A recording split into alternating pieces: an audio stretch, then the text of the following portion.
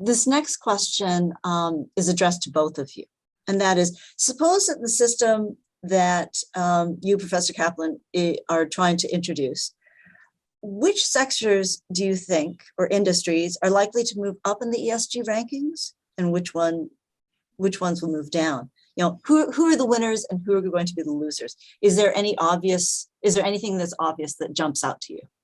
Yeah, Bonnie gets to go first. This is helpful. Yeah, I would say that there aren't any obvious sectors in my mind that would be radically re-ranked, because I think this goes back to what Bob and I were discussing before. In the current system, you already sort of have a lack of incentives for those that are underperforming to disclose anything at all. So they're probably still kind of hiding in the shadows. And those that are putting forth a narrative at least have something positive to talk about. I guess in this system, you'd get more transparency around the entire system, but it isn't as if those that weren't disclosing before will suddenly look very good. That's kind of my take on it. And as for sectors, one might argue, well, okay, in fossil fuels, you're going to see that scope 3 go all the way to the end user. But as Bob said, the incentive is really, for that end user, the consumers, us, to try and pick a more sustainable source of energy. And at the end of the day, it kind of comes out to the same result, really. That would be my take on it, but I'd be interested to hear your thoughts too, Bob. Yeah, so I think some of the ESG stuff is, is ideological based, and that what they're doing is selecting good industries and bad industries.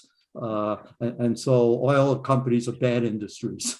And so we stay away from those. And in fact, a lot of the persistence of scope 3, I think, is ideologically based, because you could beat up on the oil and gas companies. But really, the oil and gas companies would not be there if they didn't have customers that really wanted their product, as is becoming painfully obvious right now when there's a shortage of it.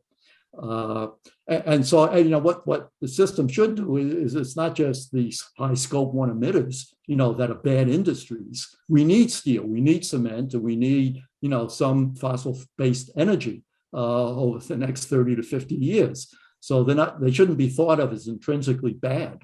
Some of the companies that use those inputs badly, inefficiently, those are bad ESG companies.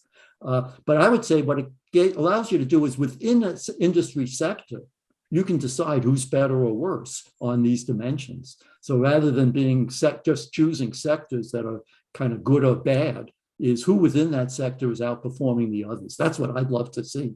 And if we could do that, that's a tremendous dynamic to set off that all the companies in the industry are now competing along a dimension that really makes a difference. So I think it's the within sector stock selection that could really change. That's very interesting.